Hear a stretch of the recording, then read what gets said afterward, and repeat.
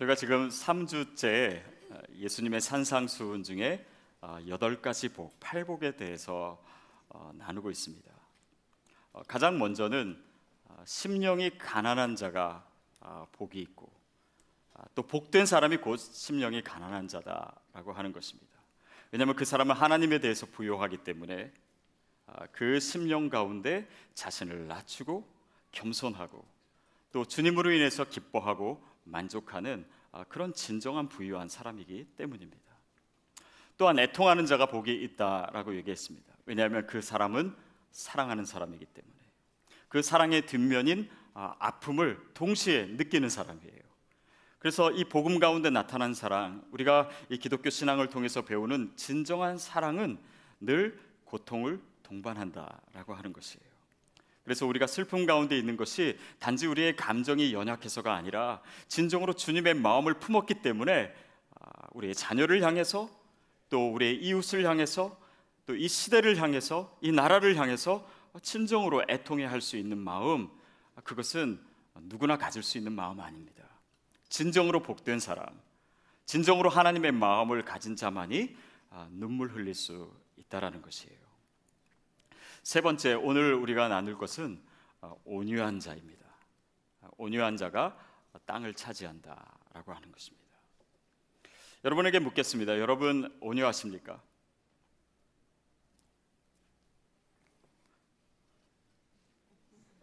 그냥 제가 여러분 얼굴을 봤어요. 제가 얼굴만 봐도 여러분의 대답을 다 읽을 수는 없지만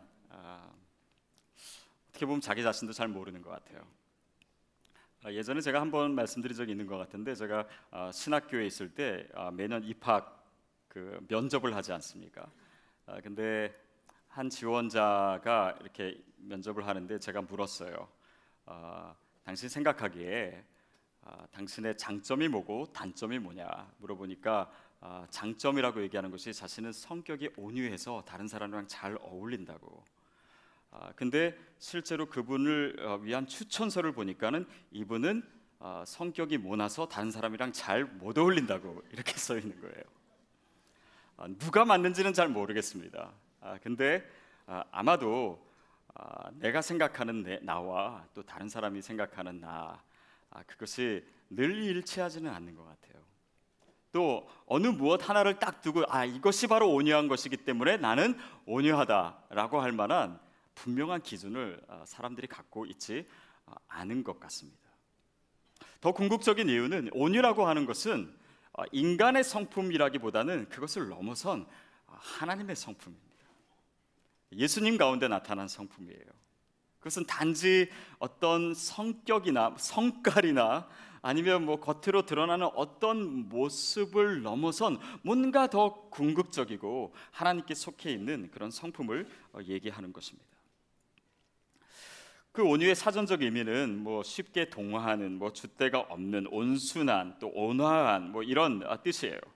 그래서 사람들은 물론 착한 사람을 좋아하지만 이 사회 속에서 살면서 그 온유함의 가치에 대해서는 굉장히 평가절하가 된 그런 마음을 갖습니다. 저 사람은 별로 줏대도 없어 보이고, 저 사람은 그냥 이렇게 남들이 하자는 대로 별로 그냥 이렇게 자기의 주장도 별로 없는 것 같고, 그런 것이 이 사회 속에서 이렇게 높은 가치로 여겨지고 있지만은 않은 것 같아요. 제가 예전에 이렇게 저에게 있었던 이제 경험들을 몇 개 생각하면은 저는요, 성격이 그렇게 온유하다고 생각하진 않지만 다른 사람들이 저를 온유하다고 오해하는 경우들이 좀 있더라고요. 그게 뭐냐면 뭔가 기분 나쁜 얘기를 들었을 때 곧바로 화가 안 나요. 왜냐면 제가 좀 이해가 조금 느린 편이라 그 말이 나중에 집에 가서 생각하니까 기분이 나쁜 거예요. 그래서 그때는 막 화가 나는데 당시에는 제가 그 말의 의미를 제대로 파악하지 못해가지고 화를 안 내거나, 아니면 한 번은 막 새벽 2시인가 제가 그때 살던 집이 이렇게 밑에 이렇게 건물이 한 5층짜리 건물이었고 밑에가 주차장인데 새벽 2시에 전화가 와서 차를 빼달라고 하는 거예요. 저는 새벽 4시에 일어나가지고 새벽 예배 나가야 되는데, 그러니까 그때는 막 잠결에 일어나가지고 차 빼달라니까 그냥 빼주고 돌아왔습니다. 근데 그때는 화가 안 났는데 돌아와서 자려고 하니까 화가 나서 잠이 안 오는 거예요. 그래서 이런 것들은 보니까 남들이라면 보통 화가 났을 텐데 화가 안 났다라고 하면은 온유하다고 생각하지만 사실은 저는 어리버리한 거지 뭔가 이렇게 성격에 온유해서 그런 것은 아닙니다. 그럼 과연 우리 삶에 무엇이 진짜 온유한 것일까요? 정말 나는 그렇게 겉으로 드러난 모습 때문에, 아니면 그 상황 속에서 내가 정말 온유한 것일까요? 아니면은 나는 내 내면의 진심으로 정말 이 하나님 앞에 꺼내놓고 봤을 때 온유하지 않은 것일까요? 이 온유라고 하는 이 헬라어의 의미를 살펴보면 이 성경에서 얘기하는 이 온유함의 의미를 우리가 좀 더 구체적으로 알 수가 있습니다. 그것은 이 프라우스라고 하는 단어예요. 그래서 물론 번역할 때 뭐 온유한, 온순한 뭐 이렇게 번역이 됩니다. 그런데 이 단어의 원래의 의미를 보면 짐승을 길들여서 주인이 하라고 하는 대로 한다라고 하는 뜻이에요. 다시 말하면 야생마를 데리고 왔어요. 근데 지금도 그 야생마는 똑같은 힘을 가지고 있어요. 그러나 잘 훈련된 말은 주인의 말에 복종합니다. 자기 마음대로 하지 않아요. 다시 말하면 힘이 있긴 있지만 통제된 힘을 의미하는 것이에요.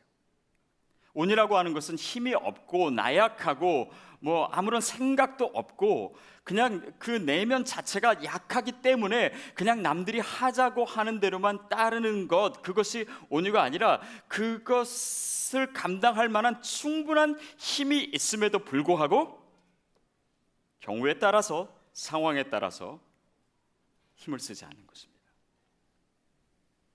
그것을 감추고 싶을 때 감추는 것이에요. 이 야생마가 마음대로 날뛰지 않는 것입니다. 주인의 통제에 따르는 것이에요. 힘을 가졌으나 사용하지 않는 것입니다. 뭐 여러 가지 모양으로 이 온유가 나타날 수 있어요. 제가 아는 한 목사님은 저보다도 훨씬 더 어린 이제 목사님인데 그분이 전도사님일 때 저랑 같이 사역했습니다. 근데 이 전도사님이 20대 때 사업을 시작해가지고 음식점을 차렸는데 이게 엄청나게 잘 된 거예요. 그래서 강북구에서 세금을 제일 많이 내는 음식점이 됐습니다. 그리고 원래 그 아버지가 그 큰 부동산 업자라서 재산이 얼마인지를 몰라요. 그러니까 뭐 그게 정말 수백억이 될지 수천억이 될지 진짜 부자예요. 근데 이 전도사님이 저랑 사역할 때 보니까 정말 하나도 부자인 티가 안 나는 거예요. 차를 타도 굉장히 낡고 조그만 차, 제가 그 차 이름도 뭔지 잘 모르겠어요. 너무 후져가지고 그런 걸 타고 뭐 평소에도 뭔가 이렇게 그 옷을 입거나 뭐 물건을 사거나 이런데 전혀 가진 티가 안 나는 거예요. 그래서 저는 그 전도사님이 이렇게 교회 목회를 하니까 사람들에게 보이는 것이 중요하니까 너무 있는 태를 안 내야 되겠다. 그래서 통제하는 것이라고 생각을 했습니다. 뭐 실제로 그게 또한 통제하는 것이기도 하지요. 근데 그분이 이제 캐나다로 유학을 갔어요. 그 유학을 가서 한 번은 제가 만날 기회가 있어서 만났는데 집을 그때는 뭐 아무도 한국 사람도 없고 아는 사람도 없고 자기네들이 그냥 있는 대로 살면 되는데 어디서 사냐면 화장실을 공용으로 쓰는 방 한 칸짜리에 그 가정이 살더라고요. 그러니까 이것이 단지 보이기 위해서가 아니라 이 재물을 가지고 있음에도 불구하고 스스로 하나님 앞에서 그것 때문에 넘어지지 않기 위해서 그것을 굉장히 통제를 하면서 살더라고요. 저는 뭐 이 말씀을 드리는 것은 여러분이 다 집 팔고 단칸방에서 살아야 된다라고 하는 것이 아닙니다. 그런데 우리의 삶에서 어느 부분에 있어서 우리가 이 부분에 대해서 하나님 앞에서 넘어질 수 있겠다라고 하는 그 부분에 대해서는 스스로 통제할 수 있는 힘이 있어야 됩니다. 무언가 나에게 힘이 있는데, 가진 것이 있는데 그것을 우리는 스스로 제어하기가 참 어려워요. 그러나 그 통제할 수 있는 힘이 있다면 그것은 온유의 의미에 굉장히 가깝습니다. 단지 돈이 아니라 여러분의 위치, 여러분의 영향력, 또 여러분이 가지고 있는 어떤 것, 그 모든 것이 그냥 내 마음대로 쓸 수 있다라고 생각할 수 있어요. 그러나 그러지 않는 것입니다. 단지 그러지 않는 것이 아니라 주님을 위해서, 하나님 앞에 선 내 모습을 위해서, 주님 앞에 더욱더 진정성을 갖기 위해서, 그리고 주의 말씀에 순종하기 위해서. 여러분에게 있어서 온유는 무엇입니까? 힘이 있지만 통제하고 있는 것은 무엇입니까? 아니면 통제하지 못하고 있는 것은 무엇입니까? 저는 지난주에 저희 주일 예배 끝나고 탁구 대회 하지 않았습니까? 그래서 굉장히 재밌게 굉장히 좋은 시간이었어요.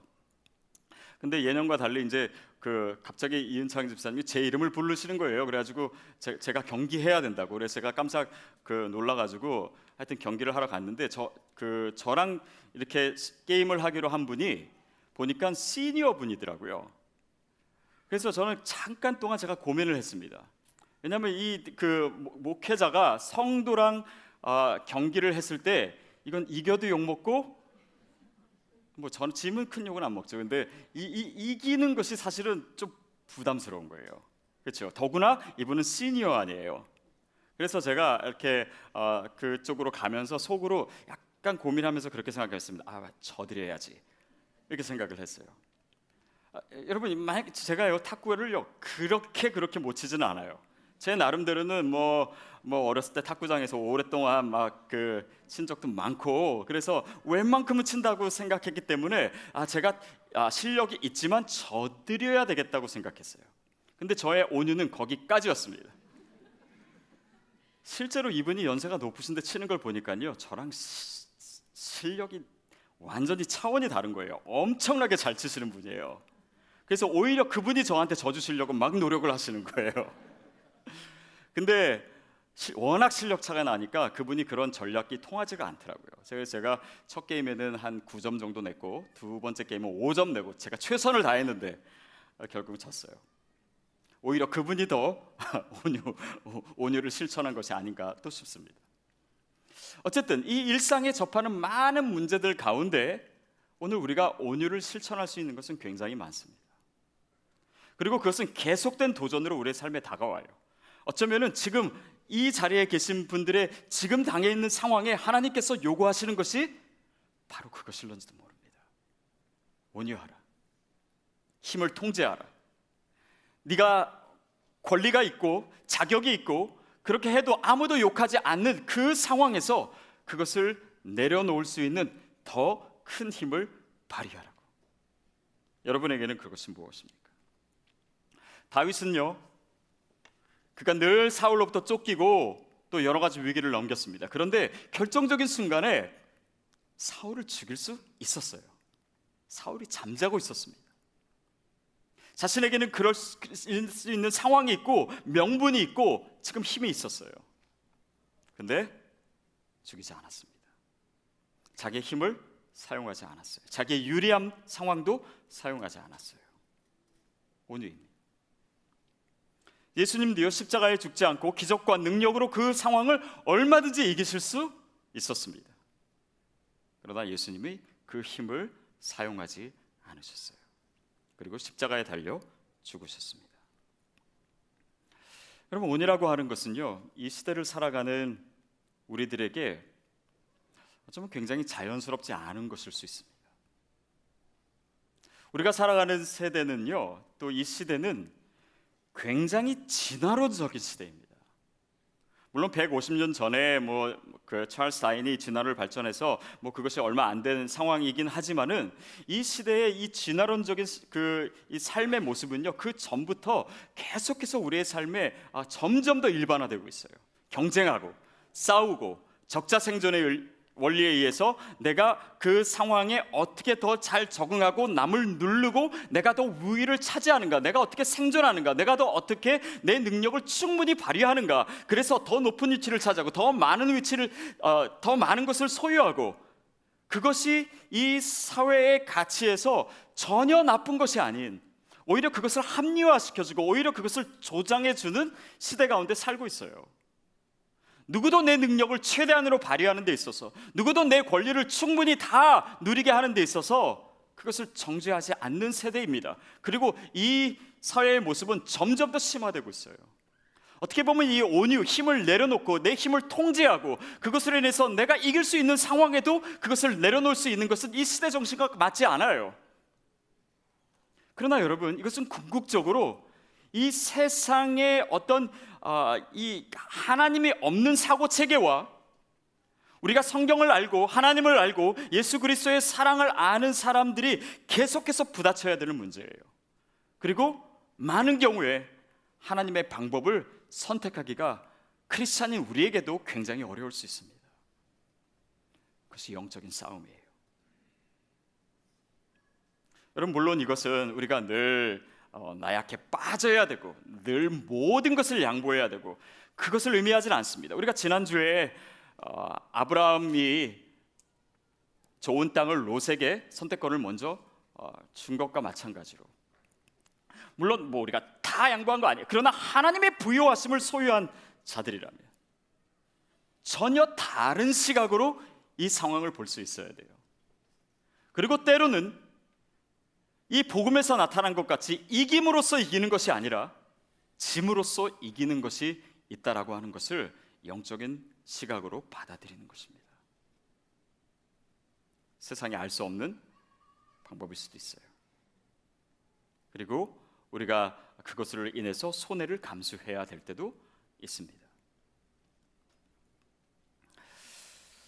아까 이 온유의 정의를 내릴 때 힘이 없는 것이 아니라 힘이 있지만 통제된 힘이라고 말씀드렸습니다.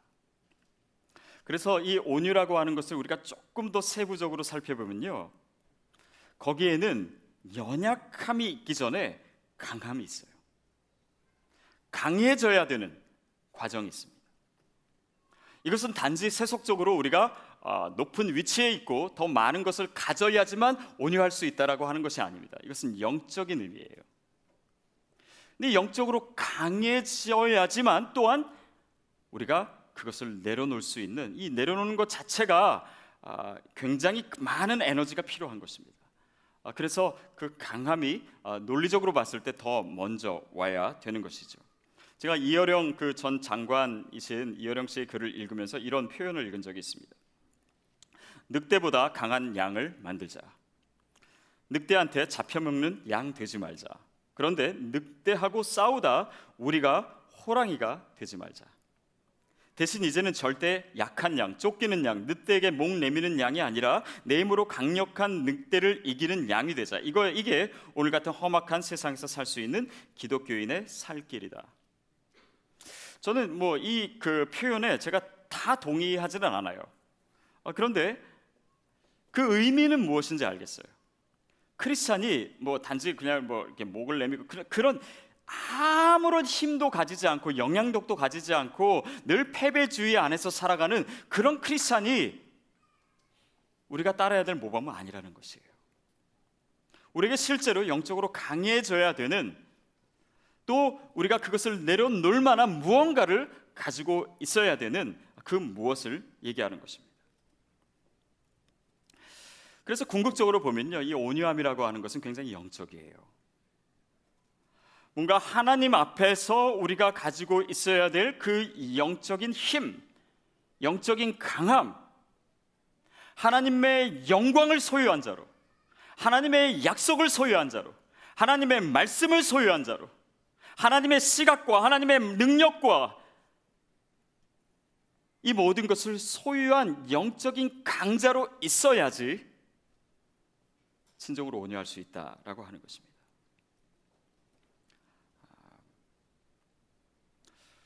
우리 삶에 무언가를 절제하기 위해서는요, 굉장히 독한 마음이 필요합니다. 그래서 뭐 보통 세상 사람들이 하는 얘기 중에 뭐 술 담배 끊는 사람은 상종도 하지 마라 라고 얘기하죠. 왜? 독종이니까. 근데 제 생각에는 크리스찬 독종이 될 필요가 있어요. 다른 사람들이 그냥 이 우리의 의지의 나약함을 무시하지 않을 정도로 이 내면의 강함이 필요합니다. 여러분, 내면이 오히려 강한 사람은요 온유할 수 있어요. 그러다 반대로 내면이 약한 사람은요 자기의 감정을 통제하지 못합니다. 내면이 약하고 상처가 많고 그것이 치유되지 않은 사람일수록 다른 사람에게 오히려 더 강하게 보여질 수 있어요. 그래서 성격이 강하고 자기 고집을 굽히지 못하고 또 이 상처받은 것이 어떻게든 분노로 표현되고 이런 사람은 강한 것 같아요. 그러나 사실은 굉장히 약한 것입니다. 그러나 의지의 강함을 가지고 내 삶을 통제할 수 있는 그 힘은요, 사실은 굉장히 많은 에너지를 필요로 하는 것이에요. 그러면 속도라고 하는 것은 제어 장치가 있을 때 의미가 있습니다. 자동차가 빨리 달리기 위해서도 힘이 필요해요. 그러나 멈추기 위해서도 굉장히 큰 힘이 필요합니다. 죄를 짓기는 쉬워요. 그러나 죄를 멈추기는 쉽지 않습니다. 더 많은 힘이 필요해요.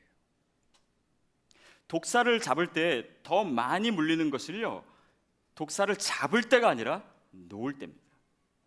그것이 훨씬 더 위험해요. 그러니까 칼에도 칼집이 있어야 되듯이 우리의 삶에 있어서, 우리의 죄의 문제에 있어서 우리 스스로를 통제하는 것은요, 약한 사람은 할 수 없어요. 강해야 됩니다. 여러분, 강하세요? 아니면 약하십니까? 그 질문 다시 말하면, 여러분 정말 온유할 수 있습니까? 아니면 온유할 준비가 아직 안 되어 있습니까? 여러분, 순교자가 약한 사람인가요? 그가 죽임을 당한다고? 아닙니다. 그는 죽음을 무릅쓰고라도 자기 생명을 내던져서라도 믿음을 지키는 굉장히 강한 사람입니다. 우리가 세상의 안일함을 추구하고 또 편하게 살아가는 동안 우리의 영이 계속해서 약해지고 있다면 우리는 또한 동시에 온유함도 잃고 있는 거예요. 예수님의 성품도 잃고 있는 것입니다. 결국 우리가 좀 뒤에 살피겠지만은 온유한 자가 땅을 차지한다 라고 하는 우리의 삶에 있어서 하나님의 기업, 하나님의 사명, 정말 이 땅에서 하나님께서 우리를 통해서 이루시기를 그 원하시는 그 하나님의 약속은 온유한 자만이 이룰 수 있는 것인데, 오늘 우리의 온유함을 공격하고 진정한 강함을 나약하게 만드는 그 모든 상황을 우리가 영적인 눈으로 볼 수 있어야 합니다. 강해지십시오. 그래야 약해질 수 있습니다. 영적으로 더 강하셔야 됩니다. 그리고 그 강함을 소유했을 때 우리는 또한 약해져야 돼요. 예수님처럼, 그가 모퉁이 돌이 되신 것처럼, 그가 자신을 케노시스, 비우신 것처럼, 그가 자신을 인간의 모습으로 그 모든 하늘 보좌와 그 권세를 내리시고 낮아지신 것처럼,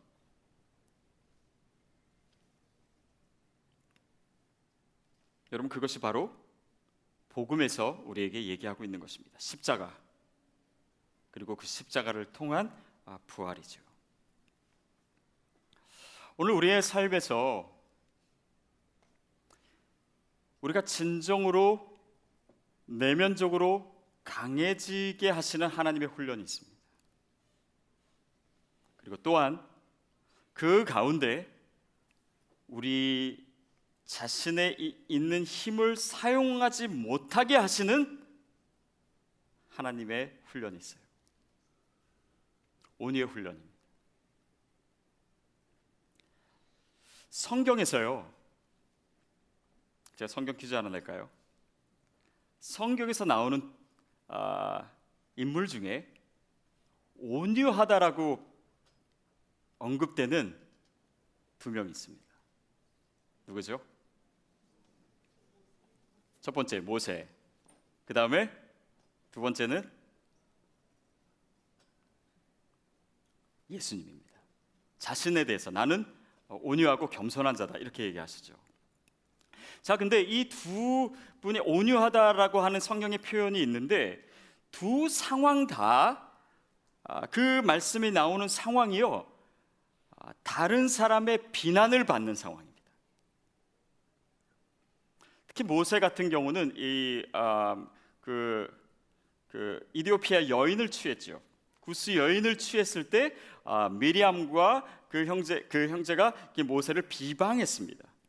그때 하나님께서 미리암에게 나타나셔서 이 사람은 이 지면에서 가장 그 온유함이 승한 자라, 이렇게 얘기를 하시죠. 자, 이 온유함이라고 하는 것이 표현된 이 두 곳에 이 비난의 상황에서 모세와 예수님이 어떤 태도를 취하셨는지를 아는 것은 오늘 이 온유함에 대한 우리에게 굉장히 중요한 메시지를 줍니다. 그것은 무엇입니까?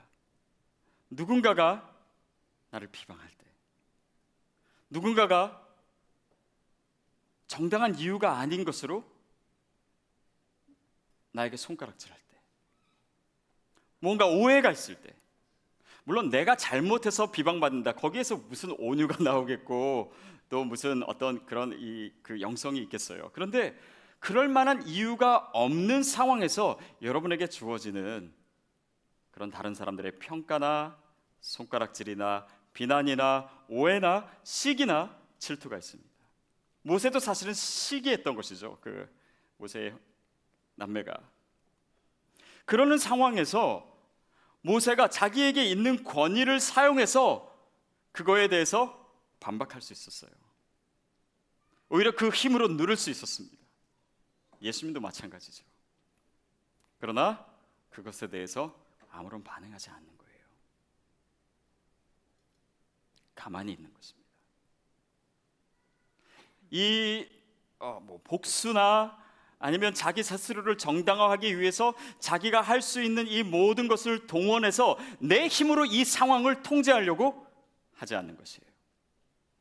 진정한 하나님의 사람이라면, 우리가 코람되어 하나님 앞에 서 있는 사람이라면, 세상 사람들의 인정보다 하나님 앞에서 인정받는 것이 더 중요하고 더 가치 있고 이것이 더 진정한 것이라고 여길 수 있는 믿음이 우리에게 있다면 그 상황에서 반응하지 않을 수 있습니다. 물론 여러분, 모든 상황에서 이 원리가 사용되는 것은 아니에요. 때로는 우리 스스로를 변호해야 될 때가 있고, 우리도 크리스찬도 변호사를 사야 될 때가 있고, 그렇게 어처구니 없는 그런 이 손실을 우리 스스로 막아야 될 때도 물론 있습니다. 그러나 여러분, 이 영적인 상황에 있어서 우리가 굳이 그렇게 할 필요가 없을 때도 분명히 있어요. 그럴 때 우리의 온유함이 진정한 가치를 발휘하는 것입니다. 왜냐하면 그 사람이 하나님의 시각을 갖는 사람이야말로 진짜 강한 사람이기 때문이에요. 그래야 그것을 내려놓을 수 있는 힘도 생기기 때문입니다. 여러분, 혹시 여러분에게 그런 상황이 있다면 온유할 수 있게 되기를 바랍니다. 저희 교육자들이랑도 그런 얘기 했습니다. 오늘도 제가 어느 전도사님이랑 얘기하면서 그런 얘기 했는데, 목회를 하면서 어떻게 모든 사람한테 칭찬을 받겠냐고. 시각이 다 다르고, 그리고 보여주는 것과 실제가 다 오해가 될 수 있고, 또 보는 사람에 따라서 자기의 경험에 따라서 자기의 상처에 따라서 이 해석하는 것이 모두 다른데 어떻게 오해가 없을 수 있고 어떻게 비판이 없을 수 있고, 그런 것이 없다라고 생각하고 없어야 된다라고 생각하는 것이 너무 사실은 그 잘못된 마음가짐일 수 있다는 것. 예수님도 그랬는데, 여러분, 저뿐만 아니라 여러분의 상황도 그렇지 않습니까? 여러분의 상황에도 얼마든지 여러분의 직장에서, 여러분과의 관계에서, 같이 일하고 있는 아니면 순에서 시기도 있을 수 있고 오해도 있을 수 있고 비방도 있을 수 있고 사실이 아닌 얘기가 돌 수 있고. 여러분, 오늘 이 말씀이 여러분의 상황과 아니면 미래에 어쩌면 생길 수 있는 일에 잘 적용될 수 있게 되기를 바랍니다. 시간이 지나면 저는 진리가 드러난다고 믿어요. 그리고 그것이 다 드러나지 않는다 그래도 그 과정 속에서 생기는 하나님과의 관계, 하나님 앞에서의 생기는 진정성은 그 어떤 사람들의 평가보다도 훨씬 더 중요한 것입니다.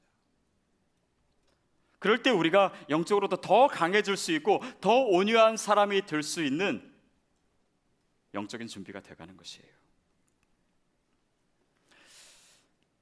마가복음 12장 10절 11절 말씀 같이 한번 읽겠습니다. 마가복음 10장 10절 11절 말씀 함께 읽겠습니다. 시작. 너는 성경에서 이런 말씀을 읽어보지 못했느냐? 건축자들이 버린 돌이 집 모퉁이의 머릿돌이 됐다. 주께서 이렇게 하셨으니 우리 눈에 놀랍게 보일 뿐이다. 그래서 보세요. 건축자들의 버린 돌이 집 모퉁이의 머릿돌이 됐다는 거예요. 이거는 물론 예수님을 두고 하신 말입니다. 사람들이 버렸어요. 사람들이 무시했습니다. 그분이 결국 하나님의 구원을 이루시는 이 세상의 왕으로서 오신 예수님이라는 거예요. 그분이 머릿돌이 됐다라는 것이죠. 그런데 오늘 우리가 방금 읽은 본문에서 뭐라고 얘기하냐면 주께서 이렇게 하셨으니 우리 눈에 놀랍게 보일 뿐이라는 거예요. 우리 눈에 그렇게 보일 뿐이지 사실은 그분은 원래 머릿돌이라는 것입니다. 무엇을 얘기하니까 예수님의 정체성을 얘기하는 거예요. 그 정체성은 사람들이 뭐라고 얘기하든 어떤 상황에 있든 십자가에서 그가 죽으실 때도 마찬가지로 여전히 그는 하나님의 아들 예수 그리스도였다는 거예요. 사람들의 눈에 그렇게 보일 뿐이라는 것입니다. 여러분이 지금 어떤 상황 가운데 있든 어려운 상황 가운데 있든 모퉁이 돌과 같은 버려진 돌과 같은 그런 상황에 있을지라도 진정으로 여러분이 온유한 자, 다시 말하면 진정으로 하나님 앞에 서 있는 자, 진정으로 강한 자라면은 눈에 보이는 것만 그럴 뿐입니다. 여러분을 향한 하나님의 계획은 전혀 변화가 없어요. 여러분의 하나님 앞에서의 정체성은 하나님이 사랑하시고 기뻐하시고 하나님 앞에서 그 소중한 그리고 하나님의 놀라운 계획과 비전을 가진 하나님의 사람으로서의 여러분은 그 상황에 따라서 결코 변하는 것이 아닙니다. 단지 눈에 보이기만 그럴 뿐이에요. 여러분, 그 예수님의 영성을 저와 여러분이 가질 수 있게 되기를 바랍니다. 우리는 버린 돌과 같은 상황 속에서 여전히 하나님의 아들이에요. 하나님의 딸입니다. 그러니 보이는 것에 속지 마십시오. 보이는 것에 자만하지도 마십시오. 그리고 그것을 꿰뚫어 보는 것이 바로 이 땅을 차지하는 자로서의 가장 중요한 영성이라고 하는 사실도 기억하십시오. 땅을 차지할 것이다. 땅을 기업으로 얻을 것이다. 이것은 하나님께서 온유한 자에게 부동산을 주실 것이다 라고 하는 것이 물론 아니겠죠. 그것은 어떤 의미가 있을까요? 그것은 그냥 우리가 조금 더 쉽게 받아들일 수 있기는 이것 자체가 축복입니다. 오늘 말씀도 복되도다라고 시작하고 있고 또 이스라엘 사람들에게 특별히 구약 사람들에게 있어서는 더욱이 그렇지만 당시에 지금 이 신약이 쓰여진 이 당시만 해도 땅을 차지하는 것 자체는 땅을 얼마큼 차지했느냐 그 자체보다도 축복이었어요. 그냥 하나님의 선물이었습니다. 여러분, 진정으로 온유한 자에게 하나님께서 은혜와 축복을 분명히 베풀어 주신다는 약속입니다. 저는 이 약속을 저와 여러분이 소유해야 된다고 믿어요. 성경에 보면 많은 예들이 나오죠. 아브라함도 일종의 그 온유한 사람이라고 볼 수 있고 우리가 나중에 보겠지만은 이삭도요. 보면 이 블레셋 땅에서 우물을 파요. 근데 블레셋 사람들이 시기하고 그 우물을 뺏으려고 합니다.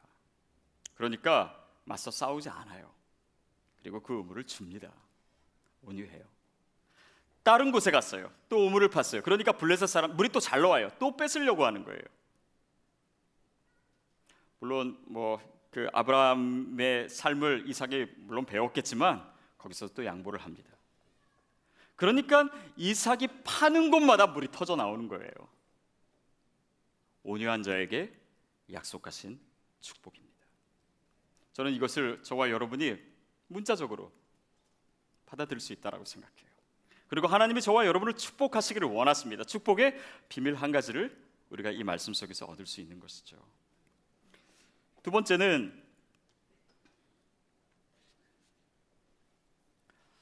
우리가 첫 번째 심령이 가난한 자, 두 번째 그 애통한 자에서 봤듯이 이 하나님의 본질에 있어서는 하나님의 사랑이 있습니다.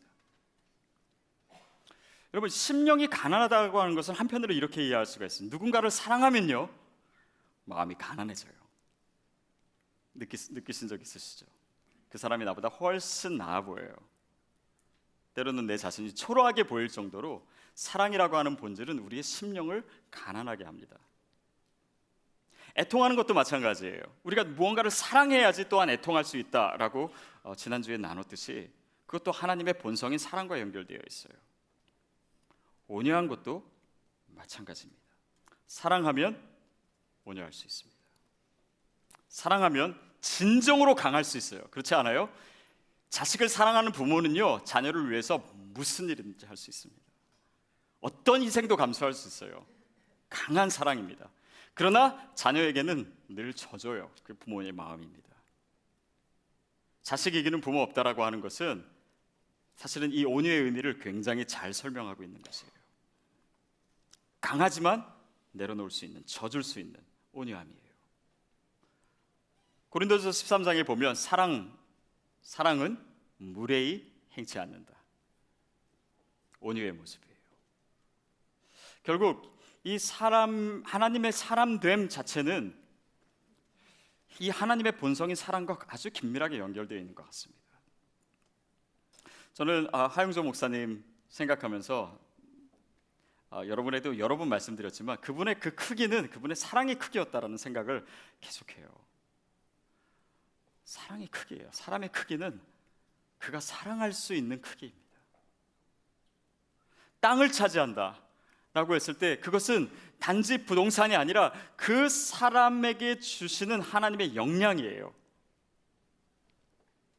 사랑의 크기입니다. 사랑하는 자가 온유할 수 있어요. 그래서 결국 세 번째 이 땅을 차지한다라고 하는 축복은 결국 영향력입니다. 선한 영향력이에요. 구약의 시대나 아니면 이 시대에 있어서 땅을 더 많이 갖는 것이 사람들에게 축복으로 여겨졌고 그것이 힘이라고 여겨졌다면 이 세상에서의 힘이라고 하는 것은 또 특별히 크리스찬에게 있어서 진정한 힘이라고 하는 것은 어떤 사회적인 위치나 또 재산 이런 것을 넘어서서 이 세상 가운데 하나님 나라를 이루기 위해서 필요한 힘이에요. 영향력입니다. 그것이 온유한 자에게 주어지는 것이에요. 예수님에게 하늘과 땅의 모든 권세를 주셨습니다. 그 힘과 능력이 어디 있습니까? 그가 십자가에 달려서 연약한 모습으로 죽으셨지만 그 죽음 자체는 세상을 구원하시는 하나님의 능력이었어요. 그것이 십자가예요. 영향력입니다. 그의 인기는 떨어질 줄을 몰라요. 몇천 년이 지난 지금까지도.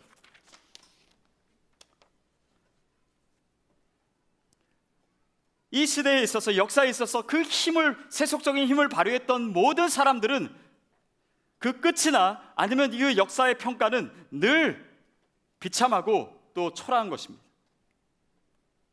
그러나 예수님의 영광은 계속해서 더 커지는 거예요. 영향력입니다. 그리고 그분이 모퉁이 돌이 됐다는 것은 그 모퉁이 돌에 따라서 집의 모양이 결정되듯 저와 여러분이 그 모습으로 살아갈 때 하나님께서 우리를 통해서 하나님의 나라를 확장하신다는 얘기예요. 그것이 땅의 의미입니다. 사랑하는 여러분, 저와 여러분에게 땅이 많아지게 되기를 축복합니다. 여러분의 선한 영향력이 더 나타나기를 바랍니다.